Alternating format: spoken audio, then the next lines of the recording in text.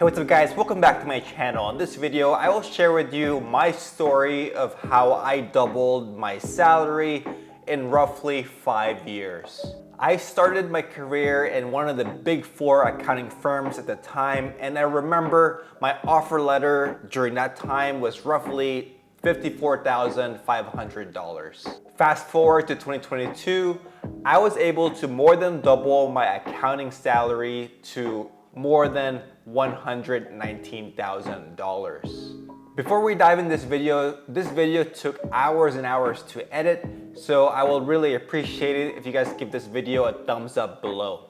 Also, subscribe to my channel if you want to follow my journey as I try to achieve financial independence. Okay, so for those of you that don't already know, my background is in accounting. I received both my bachelor's degree and my master's degree in accounting. As we go through my story, you will notice that I did things a certain way. Looking back now at my story, there are some lessons that I personally learned that I want to share with you in this video that could have probably more than doubled my salary in less than 5 years. So I started my career in one of the big 4 firms as an intern. I'm not going to discuss the advantages or disadvantages of going big 4 or not going big 4, but if you're watching this video and you really want to work for a big 4 accounting firm, then my suggestion is the easiest way to do that is to first go through an internship, especially if you're just coming out right out of college. And I'm not going to sugarcoat things in this video. The easiest way to get a big 4 internship is to have a friend or a colleague that is currently working in big 4. I have seen many of my former colleagues in college that had really high grades, some of the smartest people in the world. They couldn't get big 4 internships because they didn't have a big 4 network. They didn't know anyone that worked in big 4. No matter if you're in college or maybe you're someone that is currently starting their career in accounting, my suggestion is if you want to work big 4, definitely find someone currently working there. And the best place to start, if that was me, is via LinkedIn. So I would probably send a couple of messages to people, 5, 10, 15, 20 people that is currently working in big 4, and see if you can have a coffee chat with them. Befriend them, and that will be your way in if you do want to work in big 4. Okay, so let's go back to my internship. I'm not going to discuss the intern salary here. I made roughly $25 or $26 per hour. For those of you that have already done your research, you know that most interns make more than seniors and managers anyway, just given the fact that they are working on an hourly basis. They get paid on an hourly basis, plus they get paid overtime, which seniors and managers and above don't get paid overtime. So interns do make a lot of money. So the biggest objective you have as a senior really is just to work hard, show the team that you are able and willing to learn, and you're more likely than not gonna land a job offer as a first-year auditor. I spent about 3.5 months as an audit intern, in which later I finally did get that offer. Now, the offer letter. When I first got the offer letter, my starting salary was roughly $54,500. I spent roughly 2 years as an audit staff in the big 4, and I really just tried to learn as much as possible.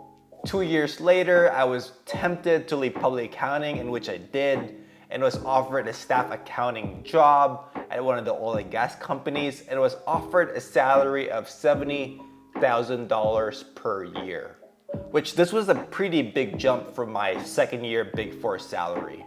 I spent only 3 months in this oil and gas company as a staff accountant, but then later realized that I was gonna be stuck in this position given the fact that most people only get promoted once people in the managerial positions retire. So in terms of my climbing the corporate ladder in this position, plus my compensation increases, it would have been very hard in this particular position. So I decided to leave. So at this point, I decided to go back to public accounting, they call it a boomerang, and decided to pick a mid-tier firm instead of going with big 4 this time. So this was about January of 2019. They did not automatically offer me a senior position at this mid-tier firm, given the fact that when I last left big 4, I was only an audit staff. So they first wanted to give me, I guess, a trial period to see if I was worth it, in which they promised after about 6 months they would promote me to a senior. I did take a pay cut for this new position, so my salary went from $70,000 from my last staff accounting job all the way down to $64,000 as an experienced hire auditor. 6 months later, after working as hard as I can and I learned as much as I can with this new company, I was finally promoted to the title Audit Senior. My salary at this point was just right under $70,000, so I haven't even hit my previous salary when I was a staff accountant. I spent 2 more seasons at this mid-tier accounting firm where my senior salary finally peaked at roughly $78,000. Right off the bat, one of the biggest factors that I noticed in my mid-tier firm compared to when I was in Big Four was the fact that I was able to see much more of the financial statements. I mainly had large public clients when I was in Big Four, so most of the time, even seniors for these large teams would only look at financial statement line items like revenue or accounts receivable, just due to the complexity of these accounts. So they often were not trained to look at every single line item in the financial statements, unlike what you would get if you do decide to work for a mid-tier firm. Okay, so after this, I actually decided to take some time off to travel and potentially grow my YouTube channel. For many of you that have been following me, you know that my portfolio actually grew as high as $750,000. I was tempted to just maybe run a YouTube channel, hopefully it grows in 2021, and then maybe just live off my portfolio. But later, the portfolio crashed anyway in later of 2021, so I decided to go back in the accounting field. So as I went back to the accounting field, many of you guys know that my favorite method is LinkedIn. So I probably messaged 50 to 100 recruiters asking them for different opportunities. I was mainly looking for 100% remote jobs, and finally, after the hundreds of messages that I've sent out, I finally found the right fit for me. Later, I was able to find a recruiter that offered an independent contracting gig at a mid-tier firm, a different mid-tier firm compared to where I last worked. The offer was $60 per hour, plus I earned time and a half for any hours worked over 40 hours. I often did work above 40 hours a week, given the fact that I started this mid-tier firm in busy season. So most of the time during this mid-tier firm stint, I was making $90 per hour for every hour I billed over 40 hours. 3 months later, I decided to change my structure from, they call it W-2 to 1099. I won't go over the details of why I did that in this video, but essentially, I wanted to be a 1099 worker so I can essentially max out my solo 401k. So at this point, after changing my structure, they also increased my hourly wage from $60 per hour to $70 per hour, only after 3 months of working in that firm. But the one caveat is they did increase my salary by $10 more, but any hours worked above 40 hours, I still get paid $70 per hour. So it was a flat rate of $70 per hour. It was really hard to quantify my annual salary at this point, given the fact that I was getting paid by the hour. One thing to note is that even though I was classified as an independent contractor, the firm actually wanted to keep me in their payroll all year around, given the fact that I was performing well. So let's just assume that I was working roughly 1,700 hours per year. Since I was getting paid roughly $70 per hour at $1,700 per year, this would equate to a salary of roughly $119,000. There were times when I was working in Big Four and my previous mid-tier firm where I was working well over 2,000 hours per year. So the 1,700 hour estimate is very conservative in my opinion. One thing to note as an independent contractor for this new firm is that I did not have a set paid time off, just like a regular employee would. Back in the day when I was in Big Four or mid-tier firms, I did have a lot of paid time off, about 20 or 25 days respectively. But in this firm during the summer, they are pretty slow. so I was often able to take 2 or 3 weeks off in the summer, so I did have some time off for myself. Last thing to note with the contracting gig is that they did not have benefits such as health, dental, or vision, so I had to pay all of that out of pocket. Even though I had to buy most of these things by myself with my own dime, I quickly reminded myself that I was essentially the highest paid experienced senior auditor in the world, making $119,000 per year. I mean, that salary is comparable to what a manager in a Big Four might make. So now let's talk about some lessons that I learned to wrap up this video.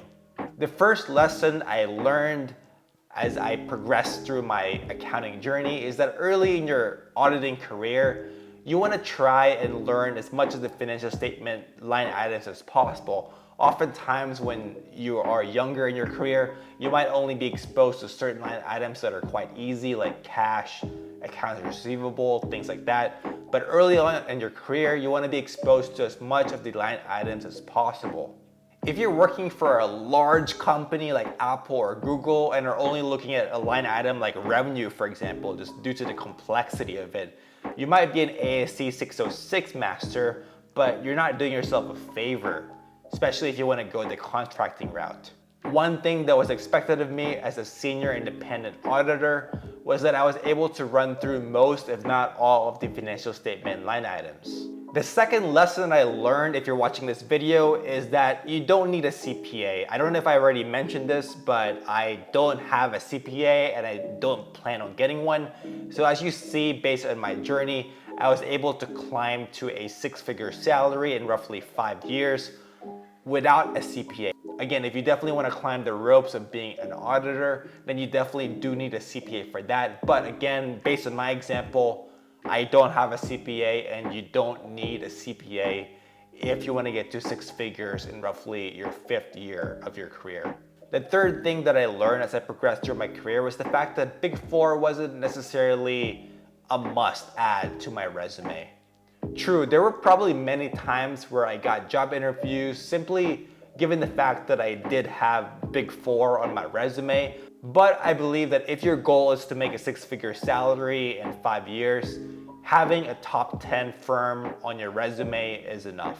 Plus, if you work in top 10 firms, more likely than not, you will get exposure to most of the financial statement line items early on in your career, which will help you if you do decide to go the contracting route and senior. The key point here is actually using that time that you spent in the top 10 firm to get as much exposure as possible in the financial statement and really get exposed to every single line item in the financial statement as possible.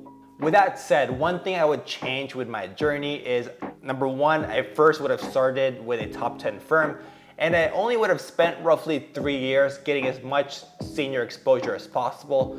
So maybe my 2nd year already starting to get senior work, and 3rd year, my official year as a senior. Then my 4th year, I would have jumped straight to the independent contracting gig where I could have made that $60 or $70 per hour wage. So with that said, if I were to do this alternate route, I would be making a 6-figure salary only after 3 years of corporate America. So I did it in 5, but if you took this alternate route, which I believe is possible, then you could have made that 6-figure salary in your 4th year if you went straight to being an independent contractor. Again, you can't really be an independent contractor if you're only an associate. Most of the time, these firms want a senior. So my suggestion is start off as an employee in a mid-tier firm, spend 3 years, learn as much as possible, and then after that, go the independent contracting route. That's going to be it for this video. If you like this video, again, please do give it a thumbs up for the YouTube algorithm so more people that are looking for this content can see it. Also, subscribe to my channel if you want to follow my journey to financial freedom as I invest in cryptocurrencies. God bless, and I will see you in the next one.